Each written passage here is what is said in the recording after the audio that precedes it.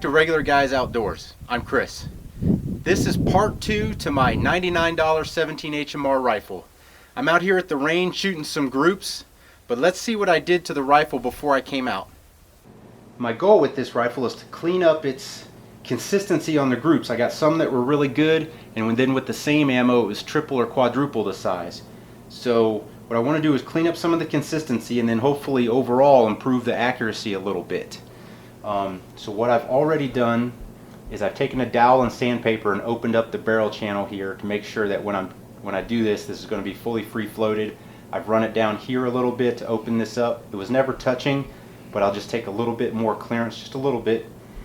And I've roughed up here where the barrel area meets up, and that gets snugged down, and that's kind of my main contact point. There's a little bit of contact point right here on these two little spots, and back here. Back here, when the receiver's in here, there's a tiny little gap under here. So what I'm going to do is fill this. What I want to do here is get a little epoxy all through here, and then really get a nice consistent weld with the stock in the back of the receiver, so that when it's in there, it's got a nice spot to sit. I want to build this up a little bit with a little bedding compound and try to get the middle part of the receiver to sit in there nice and consistent. Then what I'm going to do up here is take a page out of Cave Dweller 1959 and drop these wooden blocks down in here, get them epoxied in, and then this will give me a bedding area to work with. And so I'll bed from about here to back here and try to help this out some and try to just get a nice consistent centered barrel bedding right here. Additionally, on the receiver there's this little tiny flat spot back here, right here, and it sits right back here on the stock. I'm going to build up a little bit of that with the bedding and see if I can't use that as maybe a mini recoil lug.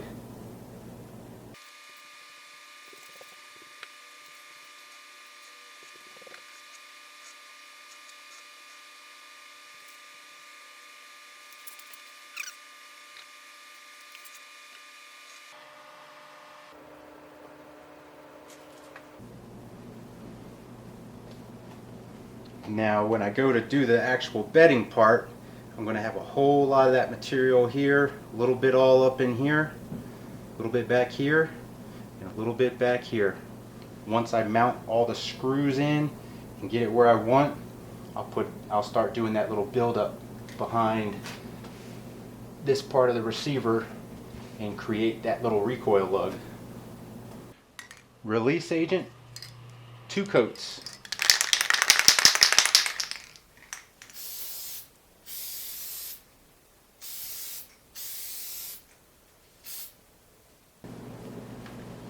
Taking the bolt out to make sure I don't get any of this area into the bolt and potentially lock it into the receiver. So now I'm just gonna put out a whole lot of this stuff and try to do a matching glob with the hardener side.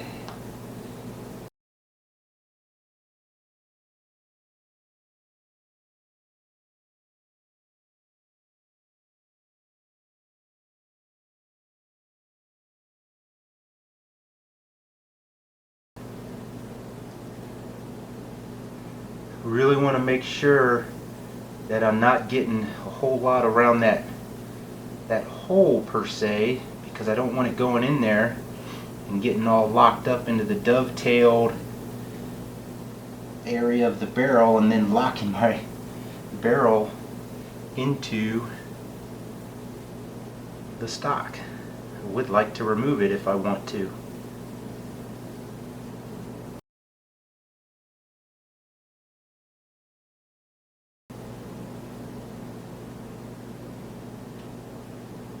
If it's not obvious, I've never barreled anything or bedded anything before.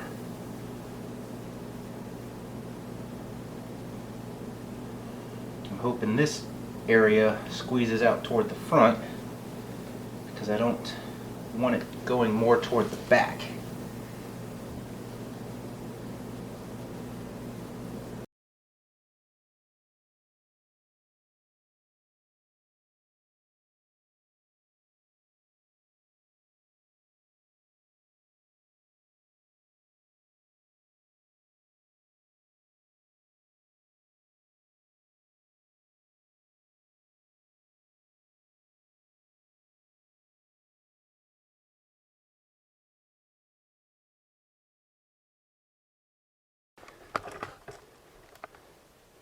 We'll have her sit level and cure up.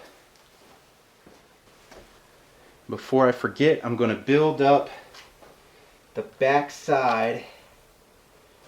What I'm trying to do right here is just create a little lip that can rest against and really try to impede the action from wanting to go backwards under recoil. Alright, she's cured about 3 times as long as she needed to. Let's see if she'll come apart.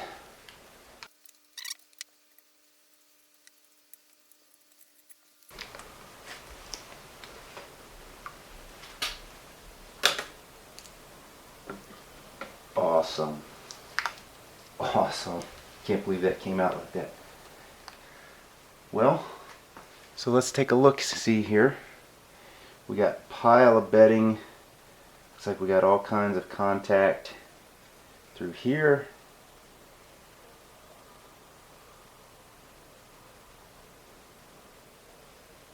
Got some contact here. And if you can see that little, I don't know if you can see that. That little ridge right there, I'm hoping that's going to act as a mini recoil lug. But mostly it's compression from the 2 screws pulling it down onto this hopefully now nice consistent bedding area, and going to try to keep this consistent.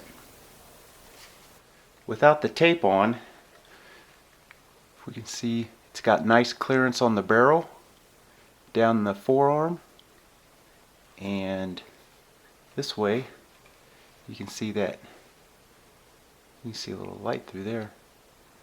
Plenty of gap. Screws go in nice and easy, nice and snug. The rear of the receiver fits into that little makeshift recoil lug back here real nice. It goes back together real easy. Kind of only fits one way now, and there's no back and forth movement of the receiver inside the stock. It can only go in one way in one spot. Now it needs a little range time. Out at the range here for the second time with the $99 rifle. We're out on the 100-yard mark. We're keeping track of what all we got going on. Let's head back to the house and see how it went. So results from today's range. I'm not hiding anything here. This was just shot with a Savage B-Mag. So not relevant to today's discussion, but first group, I was aiming at this target down here, and the shots went way up here. So post-bedding job, my point of impact changed about 6 inches, because that same load, when I left off with it, was shooting right there around the dots. So it went up 6 inches. I calculated it for 6 inches, so that 24 clicks. And my next group was down here. Still a terrible group, but at least it was around the point of aim. Terrible group. Again, XTP. All of a sudden, it went from having some potential in that load to just being terrible. So I switched over to the 17 grain Hornady VMAX and shot 2 very nice groups. Be very, very happy with that. So then I adjusted the scope some more, because I was aiming there and they went there. Adjusted the scope some more and shot again, and shot a terrible group. And then not a very good group at all again. So I don't know which one's the fluke and which one's not. CCI grain game point. 1.3, 1.65, 2.1. Don't know what's up with that. Of course, pre-betting, I had a terrible group and a smoking group. So, 20 grain CCI Full Metal Jacket. About a 1.6. Pre-betting, it did a 1.7 and a 0.9. So, it looks like it's about the same. Highlight of the day, CCI 17 grain VMAX. Just under an inch, just under 3/4 of an inch, and just under 1 3/4. So that's worth investigating. I think I'm going to go with the 17 grainers and dial in on the VMAX and give the Hornady's another shot. And I've got a Winchester load I found that is also shooting the same VMAX bullet as both of these. So I'll have 3 different manufacturers of the same, shooting the same bullet. We'll see how that goes. Another day at the range with the $99 17 HMR. Today I'm going to shoot a bunch of 17 grain ammo because it seems to have a preference for it. Now we're also going to pull a bore snake through it after every 3-shot group and just try to keep the bore as clean as possible. See if that does anything for us. Per my normal deal here, keeping track of what I got going on. So today's range results with the $99 rifle. Very little wind, so that was pretty awesome. It really cleaned things up. I think the bedding helped out. So let's check out what the Winchester did. Now keep in mind, these are all 17 grain VMAX bullets loaded by 3 different companies. So the Winchester here gave me an average of almost 1.6 inches. A little bigger than I would prefer. But let's check that out. We got a 107, 2.1 over here, a 1.56, and then this guy. I don't know what this is. If you don't put this into the group, that's the average. But if you do put it in, you're pushing 2 inches. Not terribly good. CCI, again, 17 grain VMAX. We've got a 1.44 average for 4 groups. That's pretty good. I'd take that for a $99 rifle. So we got a 122, 184, 148, and a 123. Not too shabby. Then the Hornady 17 grain VMAX. We have a 1.3 average for 5 groups. I will take that, and I will be working with this load to try to dial that in. We got a 176, 1.2, 0.955, 1.1, and a 147. Now something I did on these 3 targets and these 3 targets was I shot them with no scope adjustment because I wanted to see where the point of impact would be with the same bullet by the 3 different manufacturers. So you see here the Hornady, if anything, it might be a little bit high right. The CCI is high left, just a little bit high in left, and the Winchester looks like it's high left, but it's also hard to say with that one terrible group. But I thought that interesting that they don't necessarily group in the same spot even though it's the same bullet. So how do I feel about this rifle overall? Well, I'm not crazy about its accuracy. It'll work for its intended use and its intended purpose. I bought it because I don't have a 17 HMR, and sometimes rimfire cartridges can be hard to find and you can't reload for them, so this kind of rounded out my collection of rimfires, my usable small game hunting rifles and whatnot. So do I wish it would have shot this accurate out of the box? Yeah, and then maybe I could have tightened it up a little more.